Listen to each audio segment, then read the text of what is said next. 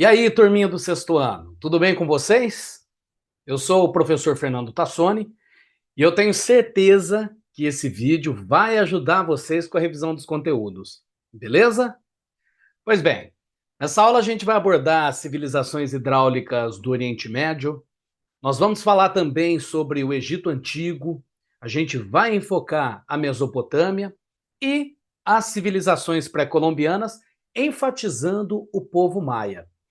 E você que está aí assistindo aos vídeos do canal e ainda não se inscreveu, se inscreva, curta, compartilhe o nosso conteúdo e deixe os seus comentários ou sugestões de tema que, na medida do possível, eu vou produzindo novos conteúdos para ajudar a vocês com os estudos, certinho? Então, sem enrolação, vamos iniciar nossa revisão falando sobre as civilizações hidráulicas. Pessoal, como é que a gente define o conceito de civilização hidráulica? Bom, civilização é um termo que possui muitos significados, né? A gente costuma dizer que civilização é um conceito polissêmico, ou seja, é um conceito que pode ser explicado de diversas maneiras, de diversas formas, entenderam? Bom, civilização é uma palavra de origem latina que significa aquele que vive em uma cidade. Ou seja, civilização nada mais é do que um estágio de desenvolvimento cultural e social que envolveu a urbanização e também o surgimento de normas e de leis que serviram para regular a vida em comunidade. Foram essas regras de convivência que possibilitaram a coexistência dos indivíduos em grupo. E hidráulica? Qual é o significado de hidráulica? Pessoal, vamos separar a palavra hidráulica em duas partes.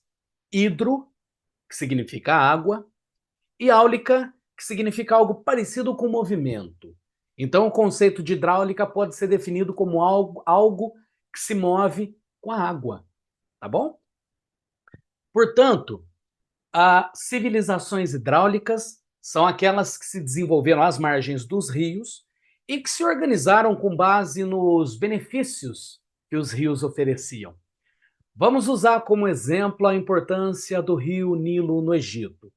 O rio Nilo, como provavelmente vocês se lembram, foi essencial para o desenvolvimento do Egito, porque além de fornecer água para o consumo e alimentos, o rio Nilo também propiciava a irrigação de áreas desérticas e essa irrigação de áreas desérticas permitiu que os egípcios plantassem os seus gêneros alimentícios em locais que, durante boa parte do ano, eram muito secos. Então, essas inundações anuais do rio Nilo depositavam matéria orgânica nas margens do rio e tornavam essas áreas muito férteis. E é por essa razão que o historiador Heródoto dizia que o Egito era uma dádiva do Nilo. É claro que o Egito não é considerado a única civilização hidráulica da história, muito pelo contrário. Na Mesopotâmia, os rios Tigre e Eufrates também exerciam uma função muito parecida com a do rio Nilo no Egito, o Rio Amarelo na China também, enfim, inúmeras civilizações hidráulicas existiram por todo o mundo e souberam aproveitar essa dinâmica natural dos rios e também desenvolveram técnicas que permitiram a construção de represas para armazenar água, aprenderam a desviar água do leito dos rios para irrigar áreas mais distantes das margens, enfim, etc. Né? É, é, é também preciso destacar que essas civilizações eram extremamente bem organizadas e que algumas desenvolveram diferentes técnicas de escrita, como os ideogramas japoneses e chineses, os hieróglifos egípcios, a escrita cuneiforme na Mesopotâmia, e que o surgimento dessas formas de notação possibilitou o registro da sua história, e foram esses registros que permitiram que os historiadores estudassem e entendessem com mais precisão as características desses estados. Lembrando que quando a gente usa a palavra Estado com letra maiúscula, a gente não está fazendo referência a uma linha imaginária que, por exemplo, separa o Estado de São Paulo do Estado de Minas Gerais. A gente não está falando sobre divisas. Quando a gente usa a palavra Estado com a letra maiúscula, significa governo, beleza? Bom, vamos falar agora, então, brevemente sobre as principais características sociais, políticas, econômicas e também religiosas do Antigo Egito. A gente costuma dividir a história do Egito Antigo em três fases. O Antigo Império Egípcio, que durou aproximadamente do século 32 a.C. até o século 23 a.C., mais ou menos. Depois vem o chamado Médio Império, que durou aproximadamente do século 22 a.C. até mais ou menos o século 16 a.C. E, finalmente, nós temos o chamado Novo Império, que durou aproximadamente do século 16 a.C. até o século V a.C. Pessoal, no Egito existia uma divisão social na qual a figura mais poderosa do império eram os faraós, os reis do Egito. Depois havia também os sacerdotes, que eram os responsáveis pela religião politeísta, porque, como provavelmente vocês se lembram, os egípcios eram politeístas. Ou seja, eles cultuavam a muitos deuses diferentes. A gente pode citar, por exemplo, o deus Horus, que era filho do deus Osíris e da deusa Íris, Anubis, que era o deus da morte, dentre outros. Bom, voltando a falar então sobre a hierarquia social. Existia também os escribas, além dos faraós, que eram os reis do Egito. Haviam também os escribas, que eram os sujeitos responsáveis por produzir textos, né? E, por fim, a maioria da população, que era formada por camponeses, artesãos e escravos. Então, basicamente, a sociedade egípcia era dividida na figura do faraó, dos sacerdotes, dos escribas e dos camponeses, artesãos e escravos. Camponeses, artesãos e escravos eram os sujeitos que de fato trabalhavam para produzir comida e todos os objetos necessários. Só que, apesar deles serem extremamente importantes, tanto os camponeses quanto artesãos e, sobretudo, escravos, essas classes sociais viviam uma condição de miséria extrema. Curiosamente, quando a gente fala sobre o Egito Antigo, a maioria das pessoas logo lembra de duas das principais é, é, peculiaridades desse povo, que é a construção das pirâmides e o processo de mumificação. Pois então, as pirâmides do Egito são estruturas incríveis, não é? Que foram construídas há milhares de anos e que serviam como túmulos para os faraós. As pirâmides mais conhecidas, né, são as pirâmides de Quéops, de Quéfren e de Miquerinos, e que foram construídas com enormes blocos de pedra e que mostra o quanto os egípcios eram habilidosos em engenharia e também em matemática. Já a mumificação era um processo especial utilizado pelos egípcios para preservar os corpos após a morte, para que esses corpos pudessem, segundo a crença dos egípcios, serem utilizados na próxima vida, ou seja, para que os mortos pudessem viver uma nova vida usando esses corpos. Então era necessário que os egípcios criassem técnicas de preservação desses corpos, né? Os egípcios faziam isso como? Primeiramente, eles retiravam os órgãos internos, eles secavam o corpo, drenavam os líquidos do corpo com um tipo de sal chamado natrão, e eles enrolavam o corpo em faixas de linho com alguns amuletos para proteção, né? As múmias eram então colocadas nas pirâmides ou também em tumbas no Vale dos Reis. Essas práticas, pessoal, mostram para gente como a vida após a morte era importante para os egípcios e como eles eram mestres em preservar não só os seus corpos, mas também em registrar a sua história. porque foi através desses registros deixados pelos egípcios é que a gente conseguiu aprender tanto sobre esse povo. Agora vamos falar um pouquinho sobre a Mesopotâmia. A Mesopotâmia, que significa terra entre rios, era uma região situada entre os rios Tigre e Eufrates, que fica no Oriente Médio, né? De novo, a palavra meso significa meio, potâmia, rios, entre rios ou no meio dos rios, né? Essa sociedade mesopotâmica, ela tinha uma característica de ser uma sociedade teocrática. E o que significa isso? Uma sociedade teocrática é aquela sociedade na qual os líderes eram vistos como representantes dos deuses na Terra e que eles detinham poder religioso e política, né? Eu costumo dizer que uma das características das sociedades teocráticas é que entre esses povos a religião é a lei, né? Religião e lei se confundem, são uma coisa só.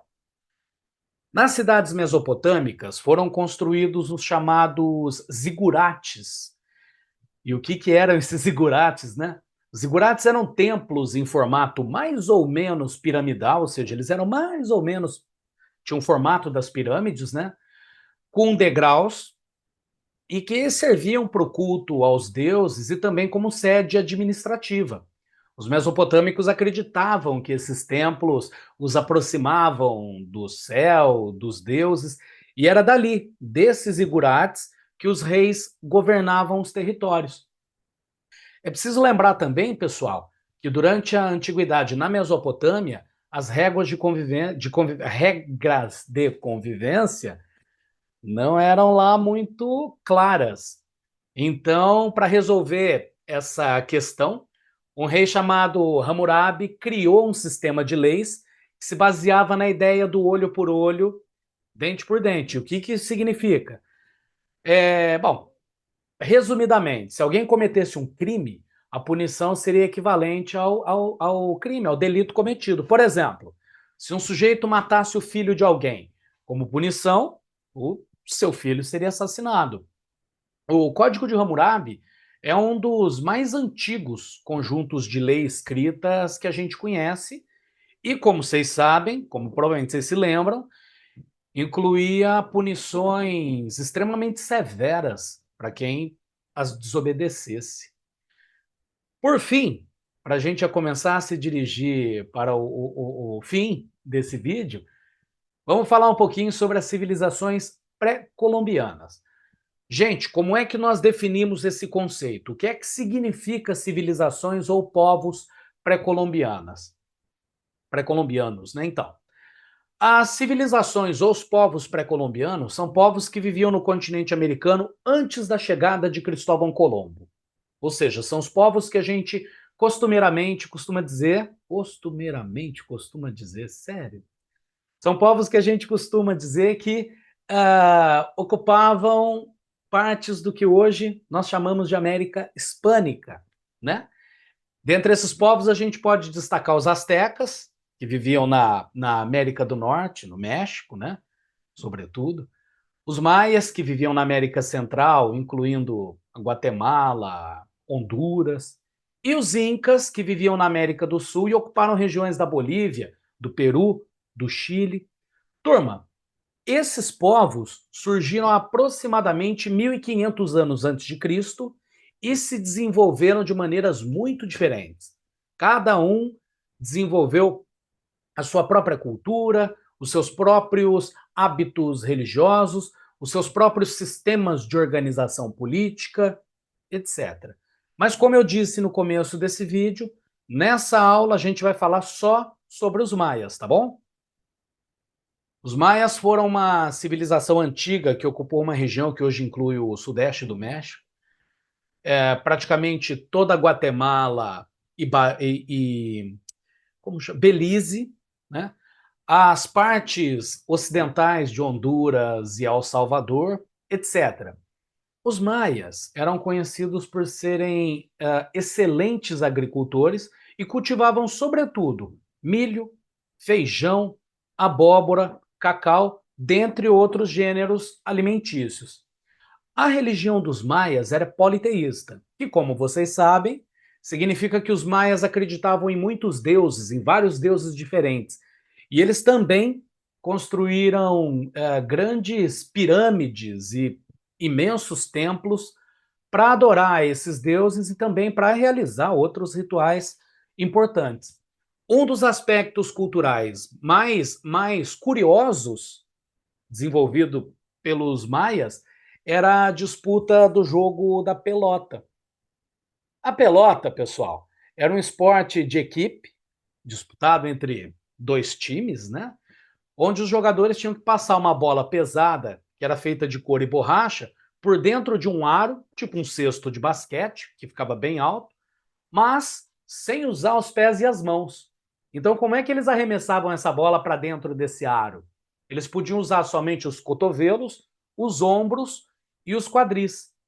Então, durante a disputa, a equipe que fizesse mais pontos vencia a partida. Pelota era um jogo muito difícil e tinha um grande significado religioso também, porque em algumas ocasiões muito especiais, o time vencido era sacrificado para honrar os deuses. Então era uma derrota que custava caro para o time vencido, né? Os maias também eram arquitetos muito sofisticados. Os maias construíram cidades extremamente complexas, com pirâmides e palácios enormes. Eles eram também matemáticos, incrivelmente habilidosos, e os maias até criaram um sistema de numeração muito avançado que incluía o conceito do número zero, né? Além disso, eles eram excelentes astrônomos, eles tinham um conhecimento bastante abrangente, porque eles observavam os céus para conseguir criar os seus calendários que eram bastante precisos. E eu acho que era isso, pessoal. A gente chega ao fim de mais um videozinho curto aqui. Eu espero que essa revisão ajude vocês e quem puder, deixe seus comentários ou sugestões de tema e até a próxima, meu populacho. Valeus e tchau, tchau.